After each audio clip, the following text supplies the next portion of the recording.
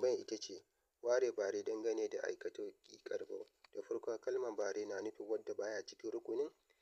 Na biyu kuma kalmar aikatau shi ne aiki a cikin jumla.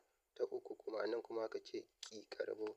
Kalmar ƙi-ƙarɓau na nufin aiki ya faɗa kan wani abu na daban a cikin jumla, ma'ana a ce aiki ya faɗa wa wani abu ba mai aikin ba. Misali a nan question A aka ce kama, misali mu ce Musa ya kama kaza. B aka ce cika, misali mu ce tulun ta cika. C mutu, a ce fitilan ta mutu. D aka ce gudu, misali mu ce yaron ya gudu. Answer a nan ita ce A, wato kama. Misali mu ce Musa ya kama kaza. Aka ce me aka kama, za a ce kaza. Amma ba za a ce me ya cika ba, sai da a ce tulu ya cika. Me ya cika? Tulu, ma'ana so ƙarɓau, mutu. Fitilar ta mutu. Me ya mutu? Fitila. Gudu, yaron ya gudu. Me ya gudu?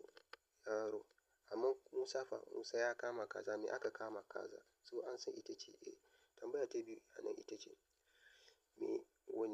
wane suna ne fitacce kuma keɓantacce ga mai shi?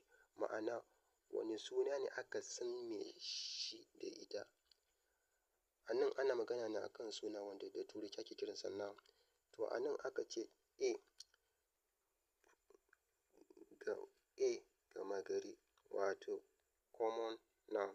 B, gagara kirga, wato uncountable noun. C aka ce sunan yanka, wato proper noun. D aka ce ɗan aikatau, wato gerund. Inda ka gane answer mu haɗu a comment section.